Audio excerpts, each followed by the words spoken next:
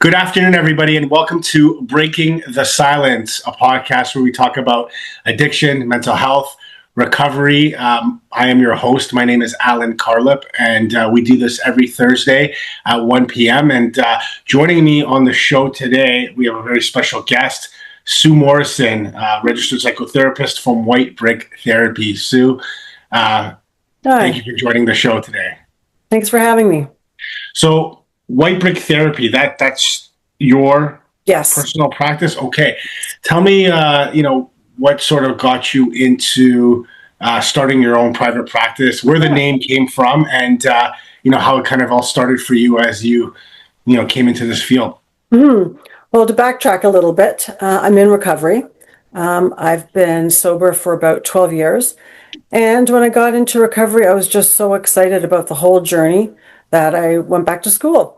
And became an addiction counselor. And then that wasn't enough. I loved school, so I went back even more and went into psychotherapy. And I realized that the addiction, I believe, is a symptom. And then underneath the addiction is trauma. So now I specialize in trauma. And that's my main focus. Wow. When you talk about addiction, what actually happens in the brain when someone's experiencing trauma? How does that make them more vulnerable to addiction later in life, like if they've had a significant sort of impactful situation or a series of situations that have sort of transpired over the course of their life, how has that sort of affected them or had them become a little bit more exposed or vulnerable to that addiction piece? Yeah, so trauma is not always what we think it is. It doesn't have to be some big event. It can be chronic events happening over time.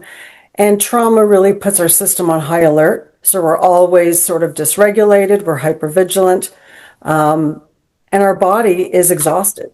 And so we often look for something to relieve that.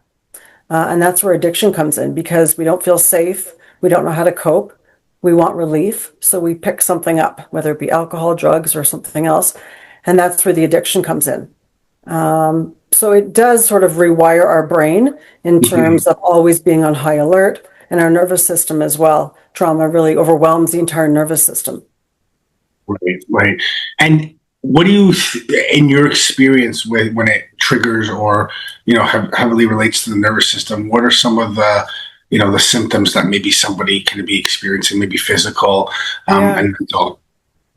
Well, a lot of times they might just not be able to relax, or they're hypervigilant, or they jump easily, and really it's a product of their environment in terms of growing up in a maybe perhaps unstable household, or if there was chronic, criticism, perfectionism, maybe an alcoholic parent, whatever it might be.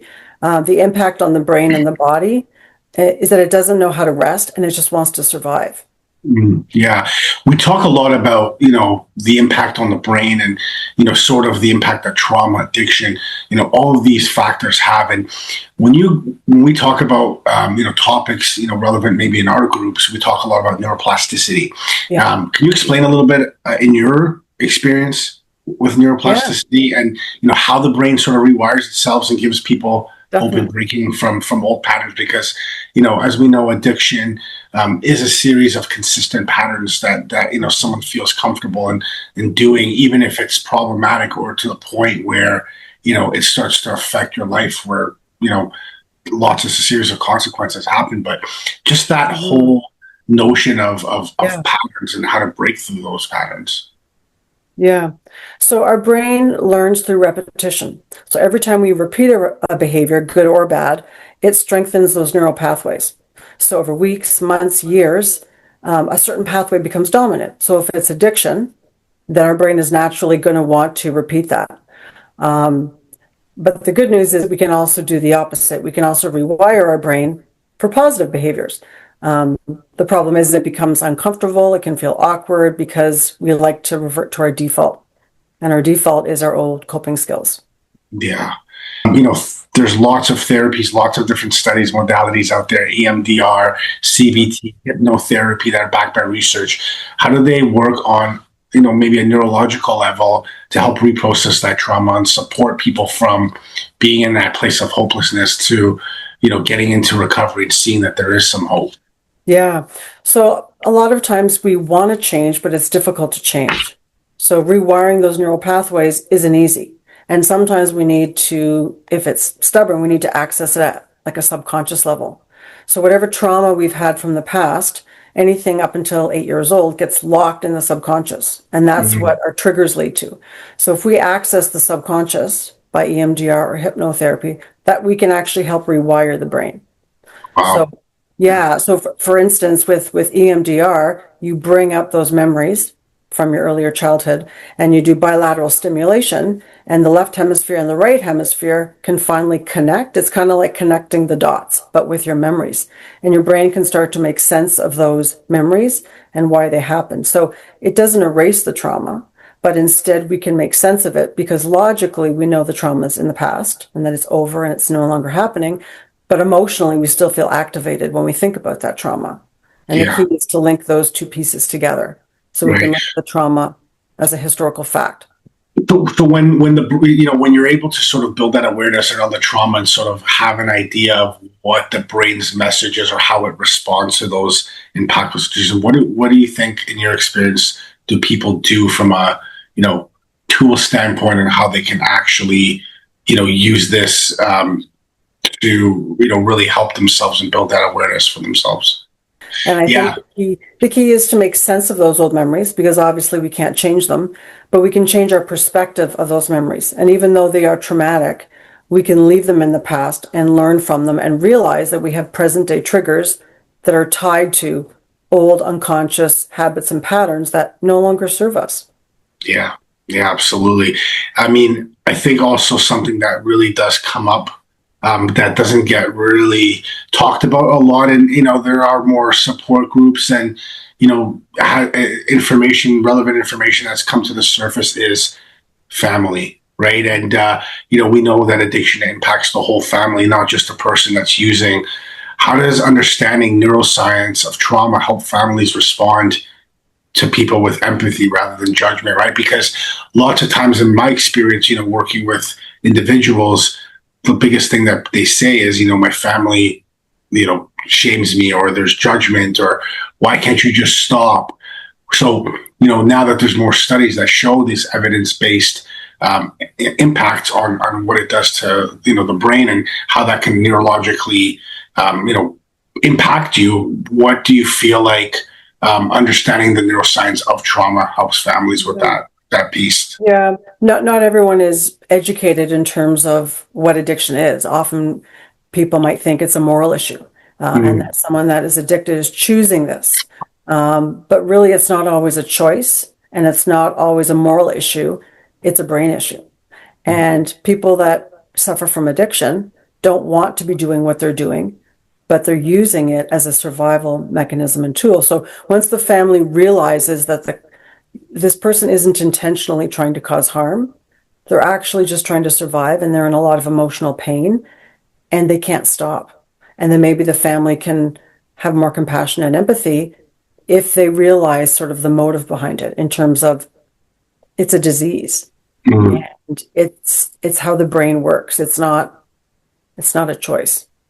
Do you think, in your experience, when people come from a place of judgment, do you feel like a lot of that blame or that judgment really comes from maybe a family's perspective of like, maybe I didn't do enough, maybe I didn't, show enough love, or that maybe that resounding guilt that sort of turns into anger and frustration, and really trying to control a person that's struggling with addiction, to be like, maybe I'm partly responsible here. So maybe there's a piece of me that needs to be responsible for their recovery as well. Do you find that that's something that gets brought up to you? Yeah, and I think it's important when the family sort of joins the recovery that they have like an interdependent relationship, not a codependent relationship. So Mhm. the person that's struggling has to own their own recovery.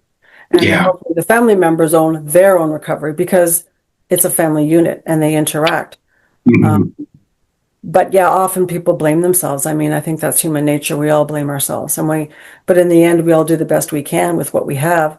And our parents are a product of their environment and so on and so on. So everyone is trying to do the best they can, but we're all imperfect human beings and Yeah. it's hard. Absolutely.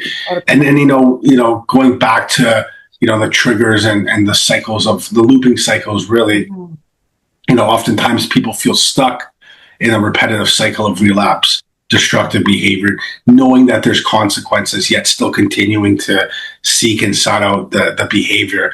What does neuroscience teach us about breaking those loops? Well, relapse is not failure. It means our brain is going back to what it knows. And when we get triggered, our old neural pathways light up. And before we knew it, we're back in the loop because our brain likes to repeat things and it likes to be comfortable and stick with what's familiar. So our autopilot, our default, call it whatever you might, kicks into gear. And that's when we need to stop and go, wait a sec. These old habits and patterns are dysfunctional, they're unhealthy, and I need to pause and I can rewire that loop. So over time, the new responses get stronger and the older ones get weaker. But it's hard. Like, as we all know, it's hard to change habits, patterns. It's definitely difficult in the beginning, but the good news is that it gets easier with time. Yeah, you mentioned the difficulty that happens in the beginning, and I kind of want to get a little bit into, when somebody, could potentially struggle with things as a child, right? And in your experience, working with people, how do you feel, or what is your take on childhood trauma, and how does that shape the brain's wiring as a person goes into adulthood, and why does that often lead to struggles with addiction and adulthood? Yeah. So I think if we grow up in a household where we're feeling scared, unseen, unsafe, your brain learns to live with stress. It becomes normal. It becomes familiar. And substances feel like the only way to turn off that noise inside of our brain. But we can teach our brain what peace feels like without needing to escape. Yeah. You talk a lot about, the physical impact on your nervous system when somebody's stuck in trauma, when somebody, is dealing with traumatic issues, and when they're dealing with addiction, and, what that trauma and nervous system response is. When someone's healing and begins to heal, either, from both trauma and addiction or vice versa, what do you think are some of the changes that people actually see or feel in the brain and in the nervous system when they're on that path of healing? Yeah, I think they feel lighter. They sleep better, they think clearer, they actually experience peace, maybe for the first time in their life. They don't feel constant panic running through their body, their heart isn't racing, they're not on high alert, and they're not in survival mode, which I think is the key. Often, many people live in survival mode, and all that cortisol and adrenaline running through your system is hard on us physically. So when we Yeah. can relax the nervous system somatically, or in other ways, then yeah, our body can start to heal and we can actually start feeling some peace and serenity. Yeah, absolutely. And, you mentioned the word lighter and relief. And, I think that, for the most part, that's all, people who are struggling with this really want in their life. Like the goal, I just want relief. I just want to make sure that I can live a full life, healthy life without having these constant battles and these constant repeated cycles, popping up in my head and my behavior and all those things, right? And, one of the things that, we encourage here is finding healthy outlets, right? Because I think addiction can really manifest in the essence of boredom, isolation, those kinds of things, right? And, for somatic tools, what do you feel like in your experience, body-based practices like mindfulness, like meditation, like yoga, like Reiki, those healthy outlets, how that can help calm the nervous system into building new neural pathways for recovery? Yeah, meditation is amazing, but many people aren't sure how to access it or what it should look like. Do they sit still quietly by themselves? We actually practice hypnotherapy, which is we're slowing down the brain waves. So they're no longer in beta, which is like really fast brain waves. It slows right down into theta. And when your brain waves slow down, then that's when the healing and the repair can begin. And that's when we really somatically relax the nervous system, and you can insert certain suggestions like you are safe, you are calm, you are at peace, at a subconscious level. Because consciously, it's hard. It's not always, we try, but it's hard to break those patterns. So if we can get at a subconscious level, which is what meditating is because it's slowing down your brain waves, then that's when we can actually get rid of the cravings, find balance. We can learn to relax. Yeah. Yeah, it's great. And I mean, I think the big piece that people often, maybe miss or just don't do it consistently enough is the impatience, right? And a Mhm. lot of these somatic tools and practices that get put into place and implemented, like it takes time, right? Yeah. And I think that's a big learning piece for people that are trying to stay in the middle of addiction is that patience, is not giving up, and not, maybe it might not work right off the hop or be effective, but you know, you can't think into a new way of living. You need to live into a new way of thinking, right? And Yeah. I think that that's such a powerful piece. And from a neuroscience perspective, we talk a lot about the importance of building relationships, building a fellowship, building, the ability to really connect with people. In your experience, why are safe, supportive relationships so essential in Well, recovery? because connection with other people actually rewires the brain for healing. When we have people around us that support us, they don't judge us, our brain releases oxytocin, and that's Mm, the chemical of safety, trust. So it's actually a neurological. It's not just, yeah, it feels good to be around other people. It actually, at a subconscious level, in terms of our brain, it's the actual chemical change that goes on with the yeah. power of connection. And I mean, like, just with so much information out there, and Mm. the ability to really continue down the path of research, how have you found that the advances of neuroscience are changing the way people approach recovery and therapy Yeah, today? definitely. I think, with there's so many new things coming out. Like EMDR, even though it's been around since the 1980s, it hasn't been that common. It was more common in the Netherlands, in Europe, in the States, England, that kind of thing. But now it's coming to Canada. And same with hypnotherapy. Not everyone, they thought it was this woo-woo kind of, I don't want to be hypnotized, but hypnotherapy is not hypnosis. You're Mm, completely awake, you're completely aware, and it's just relaxing the nervous system. So there's so many different modalities out there, and I would say try more than one. CBT is phenomenal. So is DBT, so is, ACT. I mean, there's so many different variations, and I would say try a little bit of all of them until you find the right fit, but also finding the right connections and the right rapport with someone, because not everyone is going to be a good fit to help you. So it's sort of like hit and miss. yeah, yeah, for sure. I mean, if there's anybody listening that struggling with trauma, struggling with the ability to feel that they have that connection or that outlet and support, the people that do listen to this podcast, if you had a message for them or sort of a final thought for them, Sue, what would that be? That addiction is not your fault. That addiction doesn't define you. And addiction is not a moral failing. And your brain can heal, your nervous system can heal, and our body was made to heal. And to just be patient and trust, and that you're not broken, you're rewiring. Very, very impactful words. We're here with Sue Morrison, White psychotherapist at White Brick Therapy. Sue, thank you so much for joining us today and doing this and answering some really relevant and important questions about trauma, addiction, and therapy, and showing people that there is hope out there. So thank you for joining the show. Thank you. And I'd also like to mention we're actually moving offices. So we were in Markham, we're moving to Stouffville, and we're opening up 5 brand new offices. So Amazing. Wow. yeah, very exciting. And so Expanding. much demand. Expanding. That's so great. So thank Mhm. you again. Thank And you. listening to Breaking the Silence. Thank you so much for joining us. We'll see you guys next week.